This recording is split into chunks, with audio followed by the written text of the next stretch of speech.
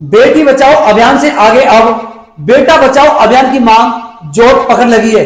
इंदौर की सोनम रघुवंशी का मामला है, जिसने अपने पति की निर्ममता से हत्या करा दी।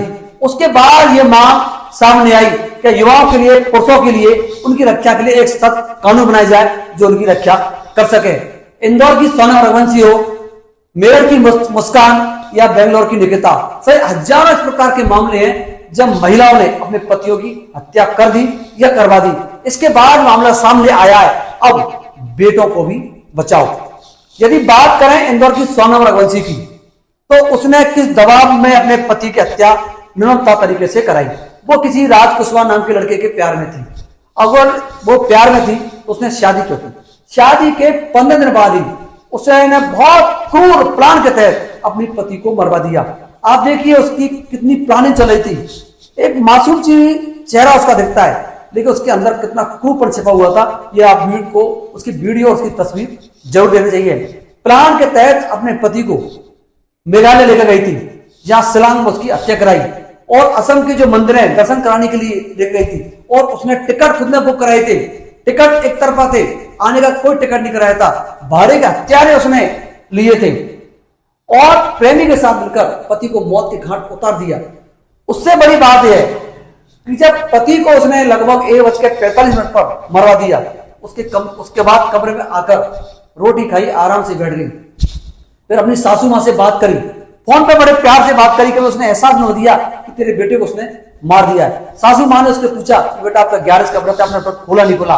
तो वो कह रही है नहीं मां, मैं व्रत नहीं खोल पाई, या कुछ खाने को नहीं मिल रहा है। आप उसके क्रूरता को पहचानने की कोशिश करो, वो लड़की कितनी क्रूर होगी। उसके मन में, दिमाग में क्या चल रहा था कि 11 का व्रत का नाम लेकर भी और पति को 1 घंटा पहले मार चुकी, और उसके चेहरे पर कोई शिकन नहीं। वहां से वो आती है, इंदौर आ जाती है और अपने प्रेमी के साथ एक रात गुजारती है। उसके बाद वो गाजियाबाद में पुलिस को बरामद होती है।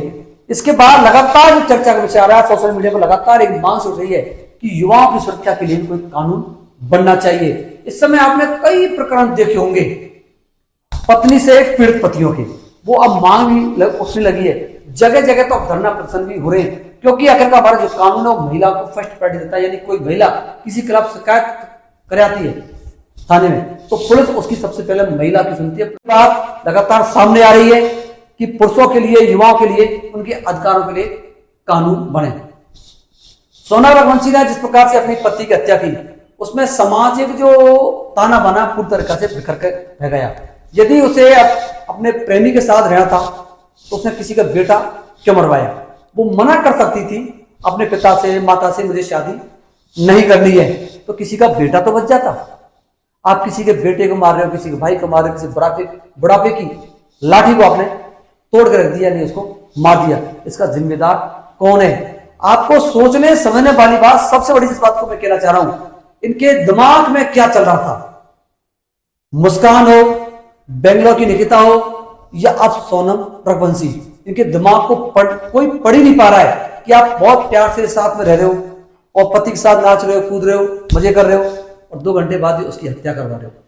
ये कौन सा है? मुझे लगता है कोई इसकी प्लानिंग की जांच की जानी चाहिए, उसके बाद बहुत से मामले समझ में आएंगे।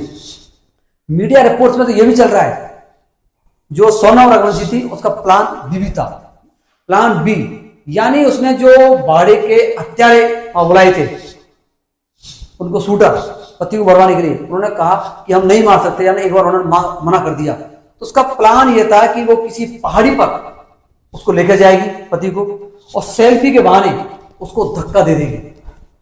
यानी उसके मन में कितना चल रहा था, यानी मारना उसने सोच लिया। अब बात बार बार निकल के यही आ रही है, उसको मारने की जरूरत क्या थी? क्यों मारना चाहती थी उसको? यदि शादी नहीं करती तो मत करती, मना कर देती तो किसी का बेटा बच तो जाता।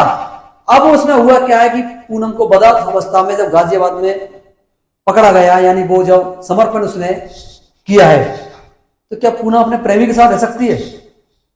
कभी नहीं सकती, क्योंकि हो सकता है जिस प्रकार सबूत सामने आ रहे हैं उसे बहुत बड़ी सजा होगी, और उसमें सजा में यदि वो ठोस सबूत उसके मिलते हैं तो फांसी की सजा की मांग भी उसके लोग कर रहे हैं। इसके खिलाफ सख्त से सख्त कार्रवाई की जानी चाहिए। एक बार फिर वीडियो में युवाओं को, पुरुषों को उनके हितों के कानून बने और उनको भी सुरक्षा, प्रोटेक्ट कानून रूप से दिए जाए, यह एक बहुत जरूरी है।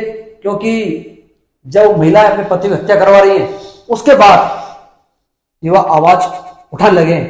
इस मुहिम में आपका सबका क्या कहना है, कमेंट्स करें और पसंद आए तो वीडियो को शेयर करके